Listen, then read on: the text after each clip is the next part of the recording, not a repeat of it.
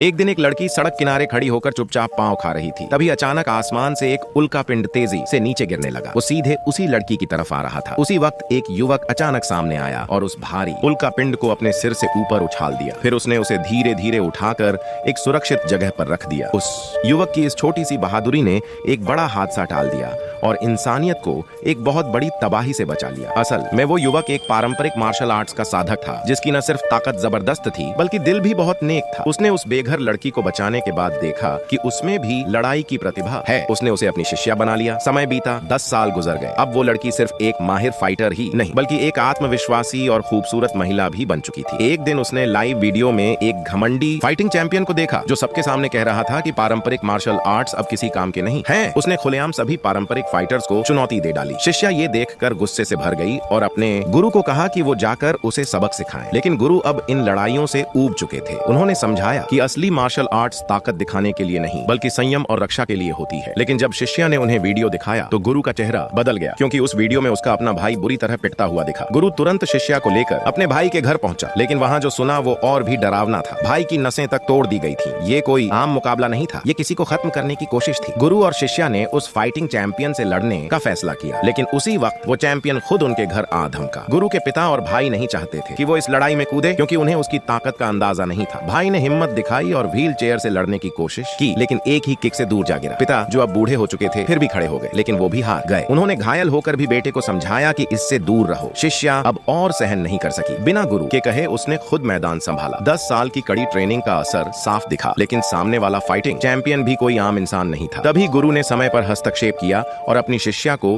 कुछ रहस्यमयी बातें सिखाई जो वो तुरंत समझ गई। फाइटिंग चैंपियन को समझ नहीं आया कि वो पारंपरिक ताई ची जैसी तकनीकों से कैसे हार गया, पर ये अंत नहीं था। असली झटका तब लगा जब पता चला कि चैंपियन के पीछे कोई और ताकतवर खिलाड़ी खड़ा था। दुनिया का फेमस फाइटर जेसन, जिसे टाइसन का कजिन कहा जाता था। कहा गया कि जेसन मार्शल आर्ट्स को खत्म करने आया है, लेकिन वो नहीं जानता था कि उसका मुकाबला उस लड़के से है जो उल्का पिंड को भी थाम सकता है। गुरु का भाई बोला, भले ही तुमने किसी को भी बुला लिया हो, जेसन जैसे लोग भी हमारे क्रिस वू के सामने कुछ नहीं कर सकते। अब सवाल ये है, क्या जेसन को भी हराया जा सकेगा? अगर आप भी मानते हैं कि पारंपरिक मार्शल आर्ट्स की ताकत अब भी जिंदा है, तो वीडियो को लाइक करें, चैनल को सब्सक्राइब करें और कमेंट में बताएं आप अगली लड़ाई में किसे देखना चाहेंगे।